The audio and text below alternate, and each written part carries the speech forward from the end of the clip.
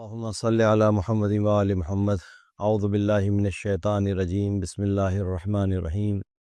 رب اشرح لی صدری ویسر لی امری واحلل عقدۃ من لسانی یفقہوا قولی۔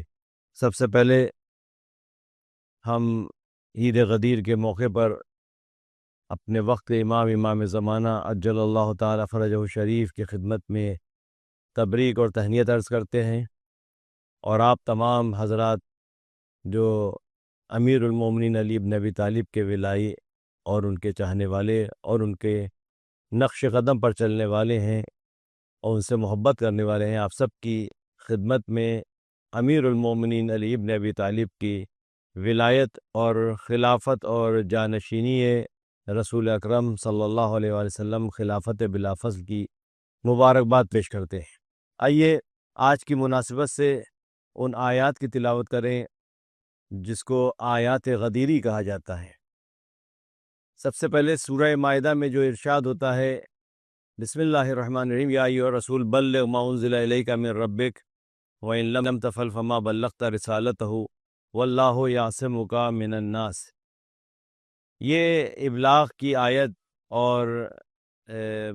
رسول اکرم کو یہ حکم دینا کہ یا ایھا الرسول بلغ ما انزل الیک من ربک، اے رسول پہنچا دیو اس امر کو جو آپ پر نازل ہو چکا ہے پہلے سے۔ یہ بہت معروف اور مشہور آیت ہے، اور میرے خیال سے تمام امیر المومنین کے چاہنے والوں کو اور جو غدیر کا جشن مناتے ہیں ان کو یہ آیت ازبر یاد ہے، جس میں اللہ سبحانہ و تعالیٰ ارشاد فرما رہا ہے کہ اے رسول پہنچا دیو اس امر کو جو آپ پر پہلے سے نازل کیا جا چکا ہے۔ اور اس کے بعد جو واقعہ غدیر پیش آیا کہ رسول اکرم صلی اللہ علیہ وآلہ وسلم جب حجۃ الوداع کر کے واپس لوٹ رہے تھے اور غدیر خم کے مقام پر رکتے ہیں اور تمام قافلوں کو روک لیتے ہیں، جو آگے بڑھ گئے تھے ان کو واپس بلایا جاتا ہے اور جو آنے والے تھے ان کا انتظار کیا جاتا ہے، یہاں تک کہ جب سب کے سب یہاں اکٹھا ہو گئے تو پھر حضور سرور کائنات نے کھجاووں کا منبر بنایا اور اس پہ خطبہ ارشاد فرمایا، اور اس خطبے میں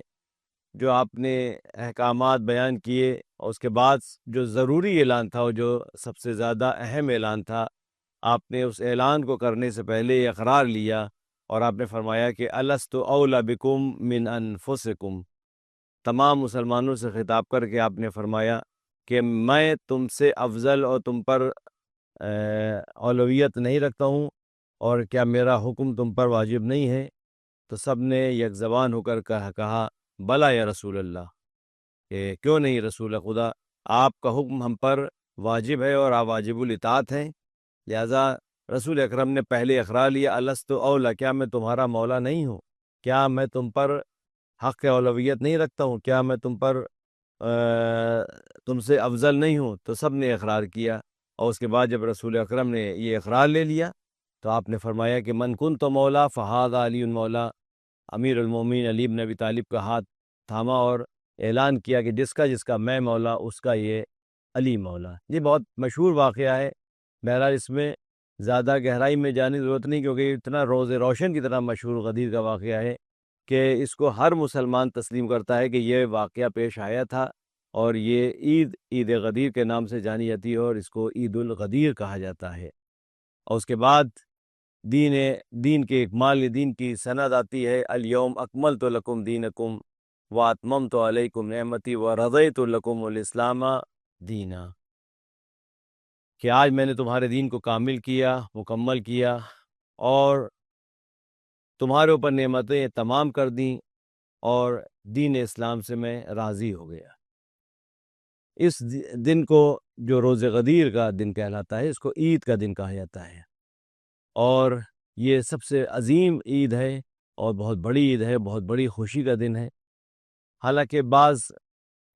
لوگوں کو اس پر اعتراض بھی ہے، اور وہ یہ کہتے ہیں کہ عید غدیر کیوں کہا جاتا ہے، کیونکہ عید تو صرف دو ہیں، ایک عید الفطر اور ایک عید الاضحیٰ۔ درحالی کہ ایسا نہیں ہے کہ صرف عید جو ہے وہ 2 دنوں پر منحصر ہو، اور بھی اعیاد ہیں، جیسے عید الاضحیٰ ہے اور یہ جس کو عید قربان بھی کہتے ہیں، یا بقرعید جس کو ہم لوگ اردو میں کہتے ہیں، عید الفطر ہے، اور جمعے کے روز کو بھی عید کہا جاتا ہے، اور عرفے کے روز کو بھی عید کہا جاتا ہے۔ دیکھیے عید کا جو تصور ہے وہ یہی ہے کہ عید یعنی خوشی کا دن، اور جس دن مولا علیہ السلام تو فرماتے ہیں، اس کو بہت وسیع اعتبار سے آپ فرماتے ہیں، آپ نے ارشاد فرمایا کہ کل یومن لا یوصل اللہ فیہ فہو عید، ہر دن جس میں انسان گناہ نہ کرے وہ عید کا دن ہے۔ تو اس سے واضح ہوتا ہے کہ عید اصل خوشی یہ ہے کہ انسان گناہ نہ کرے اور خدا کی رضایت کو حاصل کر لے اور خدا کو خوش کرے، وہ دن عید کا دن ہوتا ہے۔ تو اس اعتبار سے عید غدیر کو اگر دیکھیں تو عید غدیر ہر جانب سے اس کو عید کا دن کہا جا سکتا ہے، اس لیے اس کو عید اعظم کہا جاتا ہے۔ روایت میں ہے، امام صادق علیہ السلام کی روایت ہے، میں آپ کے سامنے پیش کر رہا ہوں، جس میں امام سے پوچھا گیا کہ حل للمسلم عید افضل سوى الفطر والاضحیٰ والجمعہ و یوم عرفہ، کیا مولا مسلمان کے لیے عید الفطر اور عید الاضحیٰ یعنی عید قربان اور جمعہ اور عرفے کے دن سے افضل بھی کوئی عید ہو سکتی ہے؟ یعنی راوی اپنے اعتبار سے سوال کر رہا ہے، اور وہ اس بات کو مد نظر رکھتے ہوئے سوال کر رہا ہے کہ عید صرف عید الفطر اور عید الاضحیٰ نہیں ہے، بلکہ جمعہ اور عرفہ بھی عید کا دن شمار کیا۔ تو اس نے اس طرح سے سوال کیا کہ کیا مولا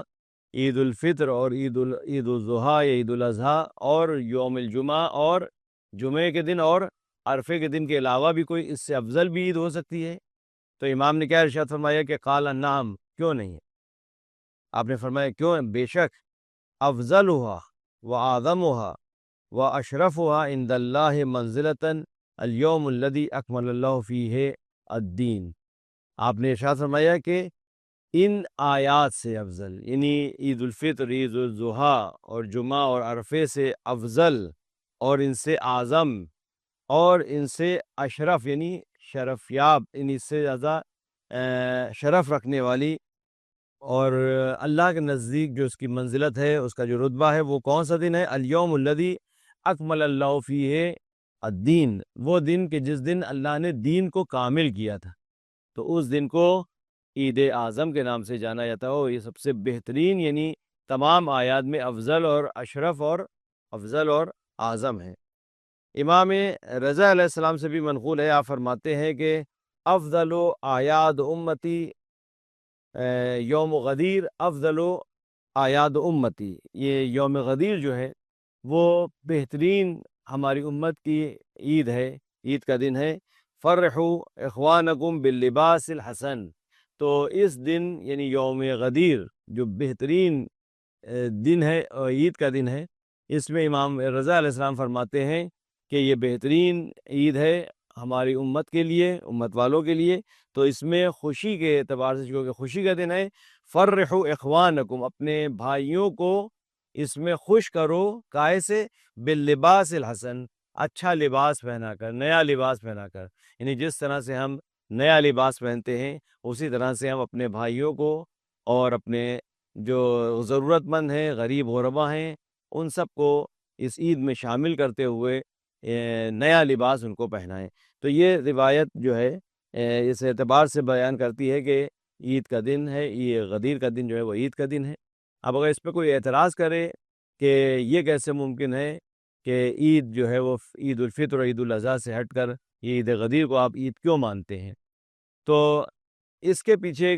اگر ہم دیکھیں تو یہ سب سے پہلے ہم لفظ عید پر جاتے ہیں اور یہ جاننے کی کوشش کرتے ہیں کہ کیا اس کو عید غدیر کو عید غدیر کہا جا سکتا ہے یا نہیں کہا جا سکتا، کیا اس میں کوئی اعتراض کی گنجائش ہے اگر ہم اس کو عید کہتے ہیں؟ تو آئیے دیکھیں وہ آیت جس کو عید غدیر کے عنوان سے جو مخصوص ہے اور جو مشہور ہے، آیت غدیر اور آیت اکمال، اس میں ارشاد ہوتا ہے کہ الیوم اکملت لکم دینکم واتممت علیکم نعمتی ورضیت لکم الاسلام دینا۔ تو دیکھیے اس میں چند باتوں کو ذکر کیا جا رہا ہے۔ پہلے تو یہ الیوم اکملت لکم دینکم، آج میں نے تمہارے دین کو مکمل کر دیا، اس اعتبار سے بھی اس خوشی کا دن ہے کہ دین مکمل ہوا۔ دوسرے اتممت علیکم نعمتی، اور نعمتوں کو تم پر تمام کر دیا، تو یہ بھی وجہ بن سکتی ہے کہ اس کو عید کا دن کہا جائے کیونکہ خوشی کا دن ہے۔ تیسرا، وَرَضَيْتُ لَكُمُ الْإِسْلَامَ دِينًا، اور تمہارے لیے دین اسلام سے میں راضی ہو گیا ہے۔ یعنی اللہ جو ہے وہ جب دین مکمل ہو گیا، نعمتیں تمام ہو گئیں، تب اللہ کہہ رہا ہے کہ میں تمہارے دین یعنی اسلام سے میں راضی ہو گیا۔ اور آج ہی کے دن آیت جو نازل ہوتی ہے کہ الیوم یئس الذین کفروا عن دینکم، کہ آج کافر تمہارے دین سے مایوس ہو گئے۔ تو میں سوال کرتا ہوں کہ کیا یہ جو مواقع ہیں، یہ چار چیزیں جو آج کے دن واقع ہوئیں، ایک تو ایک مال دین، دوسرا نعمتوں کا تمام ہونا، اور تیسرا اللہ کی رضایت حاصل کرنا، اور چوتھا ہے کہ کفار مایوس ہو گئے آج کے دن سے۔ اچھا، کفار کیوں مایوس ہوں گے؟ کہ جس دن رسول کو رسالت ملی ہے، تو کیا وہ عید کا دن نہیں ہے؟ اتنا خوشی کا دن نہیں ہے؟ کیا ہم نہیں کہہ سکتے کہ عید کا دن ہے، خوشی کا دن ہے، کیونکہ رسول کو یہ رسالت ملی ہے، اور بہترین یعنی بڑا کام ہے، اللہ نے آپ کو مبعوث کیا بحیثیت رسول، کہ آپ نے کہا اللہ فرماتا ہے کہ بلغ اپنے دین وانذر عشیرتک الاقربین، اپنے دین کو کا اعلان کرو، آپ کو رسول میں بنایا ہے، اور آپ دین کا اعلان کریں اور اپنے اقربا اور عشیرت کو، اپنے خاندان والوں کو انذار کریں، ان کو خبردار کریں۔ تو رسول کو جس دن رسالت ملی وہ عید کا دن نہیں ہو سکتا؟ کیوں نہیں ہو سکتا؟ لیکن یہ آیت وہاں پر میچ نہیں کر رہی ہے۔ یہ آیت وہاں پر کہ عید یعنی اکمال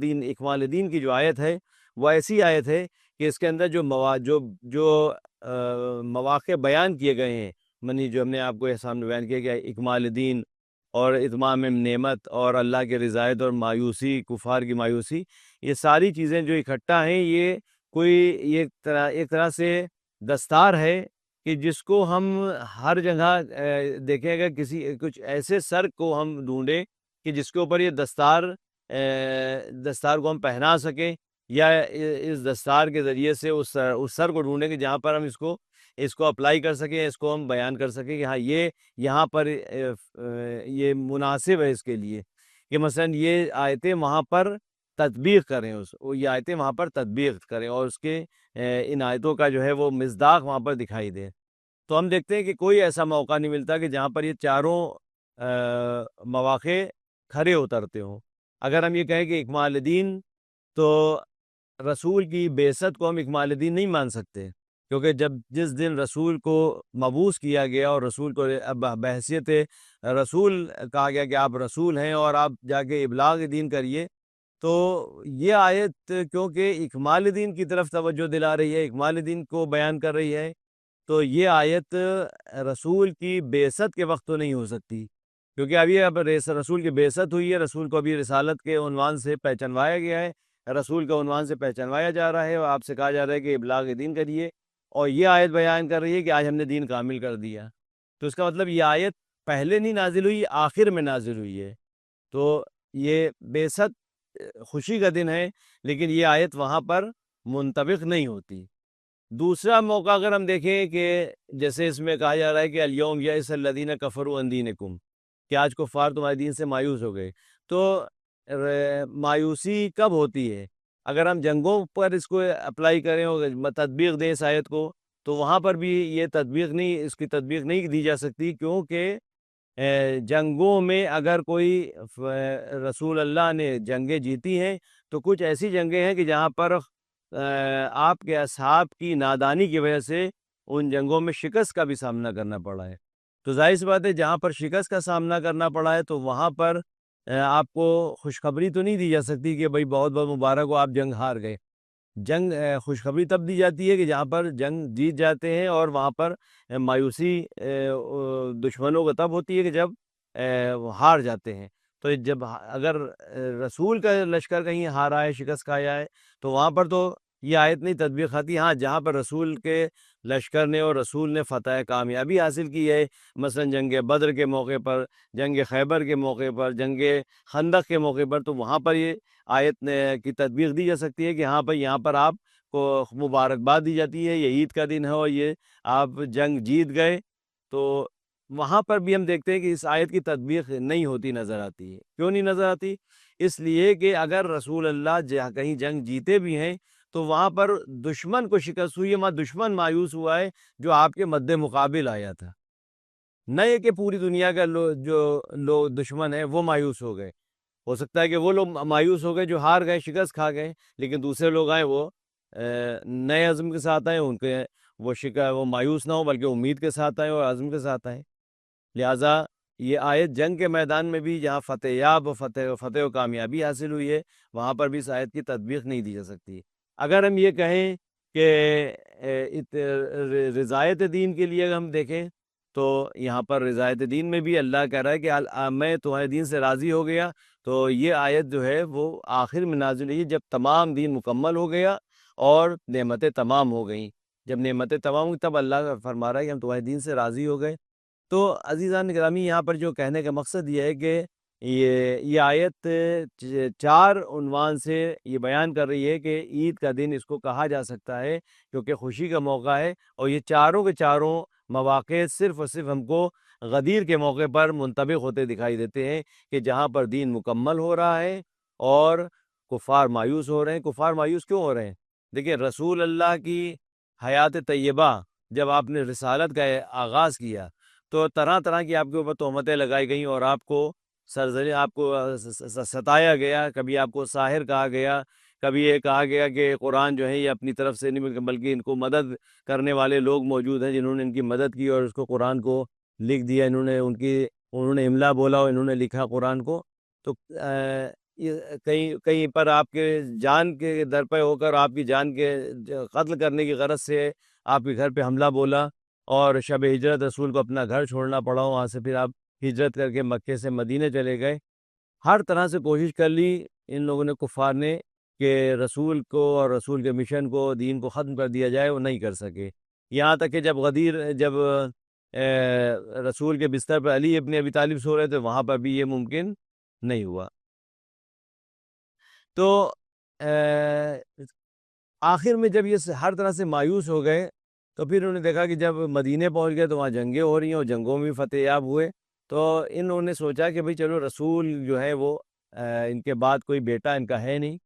اور کتنے دن زندہ رہیں گے، لہٰذا جس دن یہ ان کا انتقال ہوگا یا دنیا سے جائیں گے تو ہم پھر سے قابض ہو جائیں گے اور دین کو ختم کر دیں گے. لیکن جب غدیر کا موقع آیا تو وہاں پر انہوں نے یہ مایوس ہو گئے کہ جو مشن لے کر آئے تھے وہ مشن ان کا اس کے اوپر ان کے جتنے بھی منصوبے تھے ان کے اوپر پانی پھر گیا. کہ جو یہ پہلے سے منصوبہ بندی کیے ہوئے تھے کہ رسول جائیں گے اور ہم ان کے دین پر قابض ہو جائیں گے اور ان کے قرآن اور دین کو سب ختم کر دیں گے. لیکن جب دیکھا کہ رسول کے بعد علی ابن ابی طالب کو معین کر دیا تو یہ ایسا چراغ تھا کہ جو صرف علی کے اوپر نہیں منحصر تھا بلکہ علی کے بعد اولاد علی تک یہ قیامت تک کے لیے سلسلہ وار قائم ہو گیا. تو اس لیے یہاں پر کفار مایوس ہو گئے. اس لیے ہم دیکھتے ہیں کہ یہ آیت تطبیق کرتی ہے عید غدیر کے موقع پر کہ جہاں پر دین کامل ہو رہا ہے اور کفار مایوس ہو رہے ہیں اور نعمتیں تمام ہو رہی ہیں، اللہ کی رضایت حاصل ہو رہی ہے. اس لیے ہم اس کو عید کہہ سکتے ہیں. اور بھی اس کی وجوہات ہیں اور بھی اس کے دلائل ہیں جس کی وجہ سے ہم اس کو عید کا دن کہہ سکتے ہیں. انشاءاللہ میں اس کو اگلے درس میں بیان کروں گا. والسلام علیکم ورحمۃ اللہ وبرکاتہ.